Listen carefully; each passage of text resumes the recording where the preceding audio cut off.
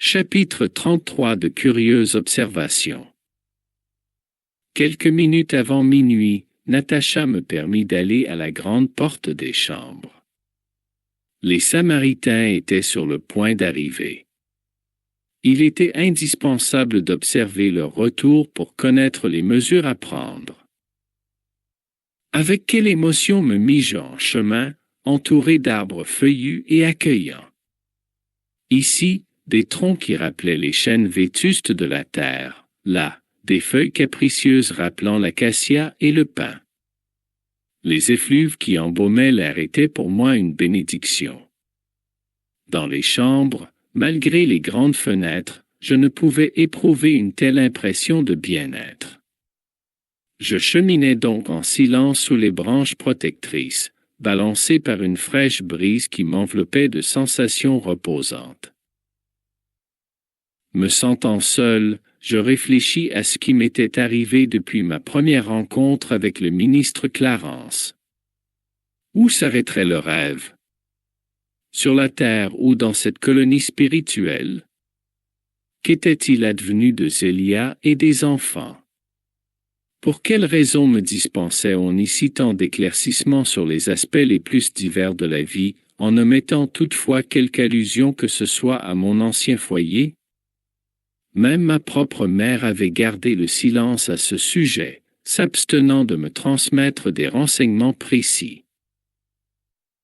Tout semblait indiquer la nécessité d'oublier les problèmes terrestres dans le but de me rénover intrinsèquement, mais ce faisant, en pénétrant les recoins de mon être, je trouvais une vive nostalgie des miens. Je désirais ardemment revoir mon épouse bien-aimée, embrasser de nouveau mes enfants. Par quelle décision du destin étions-nous à présent séparés, comme si j'étais un naufragé en pays inconnus? Simultanément, des idées généreuses me réconfortaient intimement. Je n'étais pas un naufragé abandonné.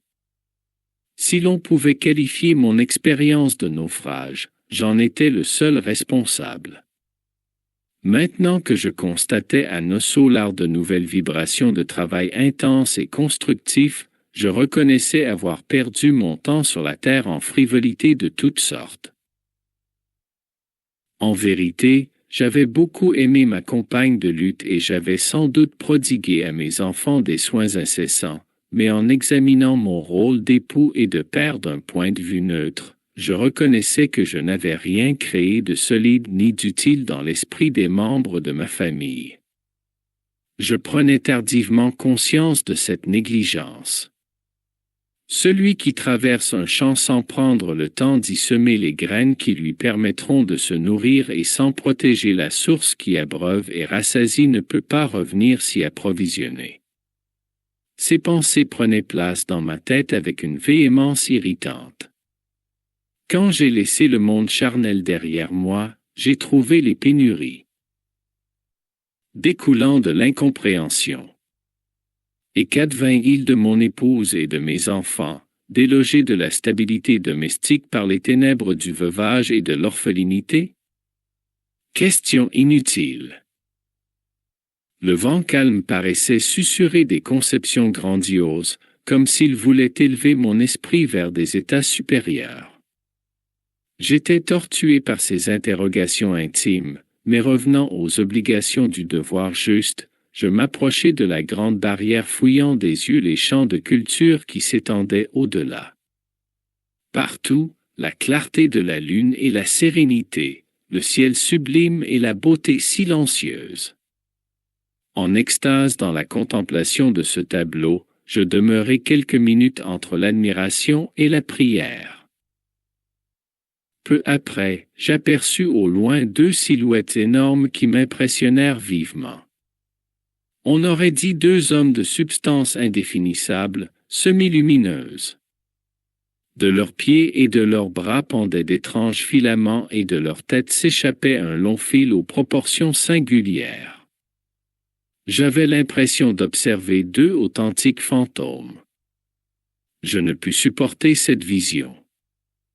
Les cheveux hérissés, je retournai prestement à l'intérieur. Inquiet et effrayé, je racontai à Natacha ce qui venait de se passer et constatai qu'elle avait du mal à contenir son rire. « Comment, mon ami, dit-elle enfin avec bonne humeur. Tu ne reconnais pas ces personnages? Grandement désappointé, je ne pus rien répondre, mais Natacha continua. Moi aussi, j'ai eu la même surprise autrefois en les apercevant. Ce sont des frères de la terre. Il s'agit d'esprits puissants qui vivent dans la chair en mission rédemptrice et qui, en tant que nobrales initiés de la sagesse éternelle, peuvent abandonner leur véhicule corporel et voyager librement dans nos sphères. Ces filaments et fils que tu as observés sont des particularités qui les différencient de nous. Ne généralisons pas, cependant. Les incarnés qui parviennent jusqu'à nos parages sont des créatures extraordinairement spiritualisées, malgré la banalité et l'humilité de leur existence terrestre. Puis, en m'encourageant généreusement, elle ajouta. Retournons là-bas.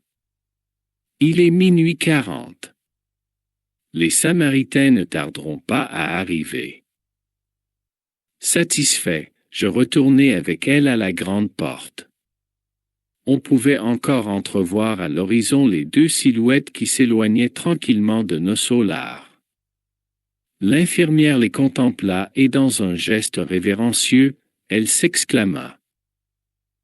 Ils sont enveloppés d'une lumière bleue.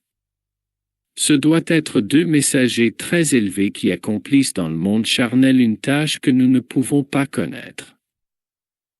Nous restâmes là pendant de longues minutes à contempler les champs silencieux.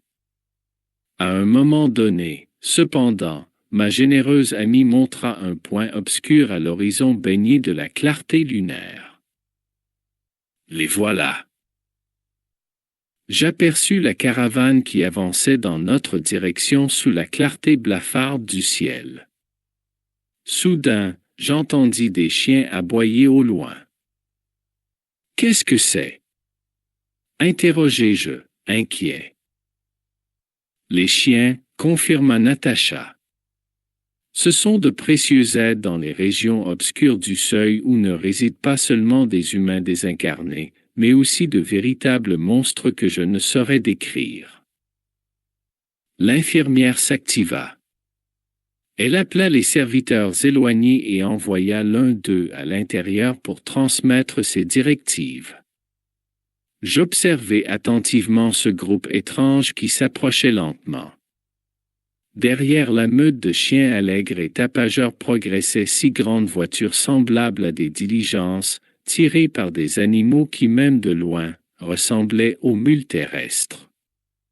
Mais l'élément le plus intéressant était la présence de grandes bandes d'oiseaux au corps volumineux, qui volaient à courte distance au-dessus des voitures en produisant des bruits particuliers.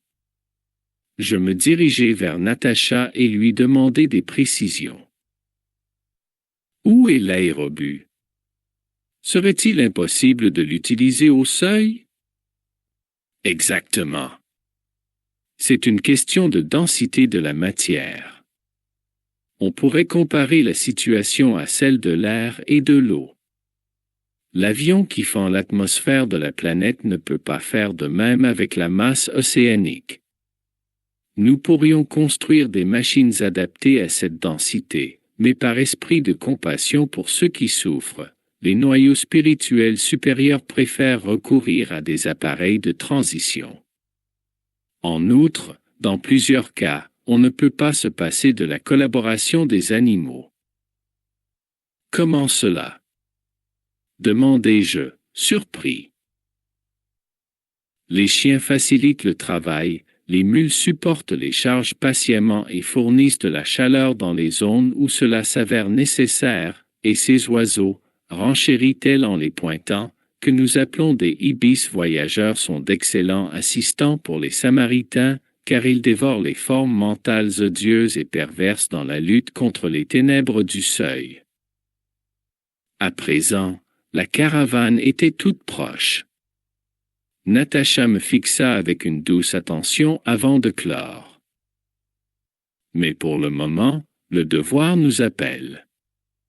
Tu pourras apprendre de précieuses choses sur les animaux, non pas ici, mais au ministère de l'Orientation, où se trouvent les parcs d'études et d'expérimentation.